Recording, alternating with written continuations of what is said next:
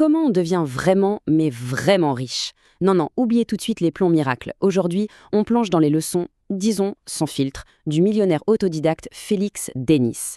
On va voir ensemble ce qui sépare, pour de vrai, le rêve de la réalité financière. Alors, voilà le programme. On va faire ça en 4 temps. D'abord, on va complètement repenser notre vision de la richesse. Ensuite, on passe de l'idée à l'action, c'est crucial. Puis, on verra comment bien s'entourer, comment gérer les gens. Et pour finir, on abordera les vérités qui fâchent, celles que, peu de gens osent vraiment regarder en face. Ok, première étape, les fondations. Parce que tout part de là, de l'état d'esprit.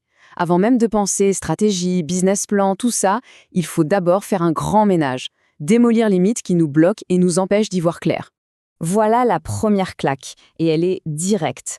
Oubliez tout ce que l'on pense savoir sur la richesse. Sérieusement, les règles du jeu ont changé. L'époque où la fortune c'était une histoire de famille, d'héritage, un truc presque de droit divin, c'est fini, c'est terminé. Avant, la richesse, ça s'héritait. Maintenant, ça se construit. La grande majorité des grosses fortunes d'aujourd'hui, elles ont été bâties par des gens partis de pas grand-chose. Ça veut dire quoi? Ça veut dire que le club des riches n'est plus un cercle fermé. La porte est grande ouverte. Et ce qui est super intéressant, c'est de voir à qui Denis s'adresse. Il ne parle pas aux jeunes qui sortent de l'école avec un rêve. Non. Il vise les cadres, les pros, des gens qui ont déjà une belle carrière, qui connaissent le risque, mais qui, et c'est tout le paradoxe, sont paralysés par ce qu'ils ont à perdre. Un bon salaire, la maison, la sécurité, tout ça. Donc, si la porte est ouverte, pourquoi est-ce que si peu de monde la pousse? Qu'est-ce qui peut bien retenir tous ces gens brillants, talentueux? La réponse, elle est simple et universelle. C'est la peur. La peur de l'échec. Ce fameux monstre qui nous paralyse tous. Et là-dessus, Denis est très clair. On ne peut pas la faire disparaître, c'est impossible. Mais on peut l'apprivoiser. On peut la transformer en carburant, en moteur. Et ça, c'est le changement d'état d'esprit fondamental. Bon, assez de théorie. On passe à l'action. Dans cette deuxième partie, on bascule du mental au concret. C'est là que les choses sérieuses commencent. Qui n'a jamais eu cette idée de génie sous la douche? L'appli qui va changer le monde, le concept révolutionnaire. On l'a tous eu, cette idée.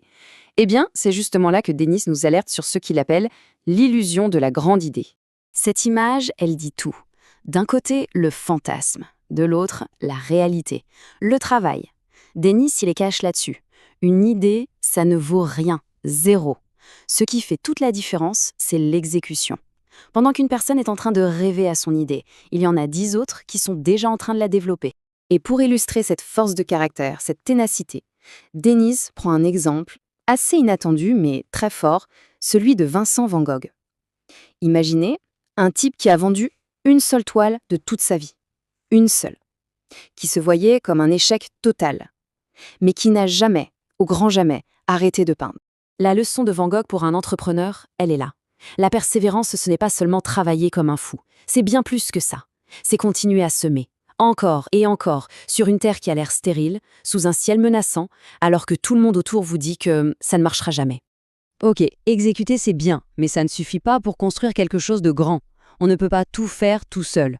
Pour passer au niveau supérieur, il faut maîtriser l'art de travailler avec les autres. C'est notre troisième partie. Comment se servir des relations comme d'un véritable levier. Pour nous expliquer la négo, Denis raconte une super anecdote. Le combat de l'éléphant contre la puce. Alors l'éléphant, c'est un géant de l'édition, une énorme boîte, lente, puissante. Et la puce, c'était sa propre boîte à l'époque, petite, rapide et qui semblait au bord du gouffre. À votre avis, qui gagne à la fin? Et voilà comment la puce a gagné. Elle a compris que l'éléphant, malgré sa taille de mammouth, avait une grosse faiblesse. Il avait un besoin vital d'innover.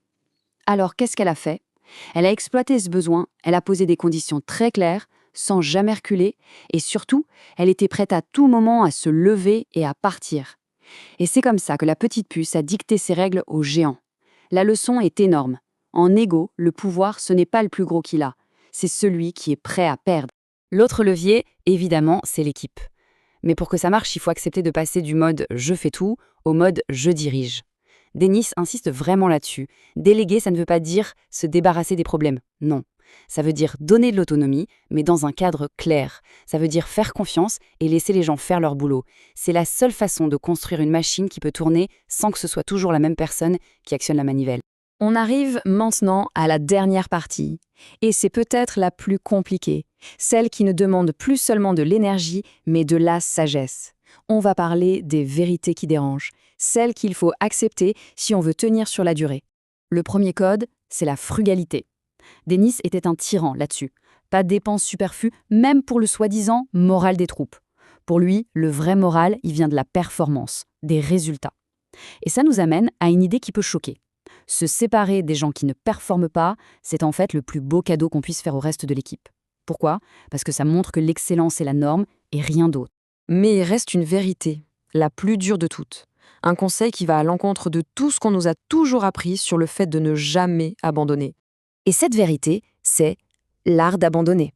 Oui, vous avez bien entendu.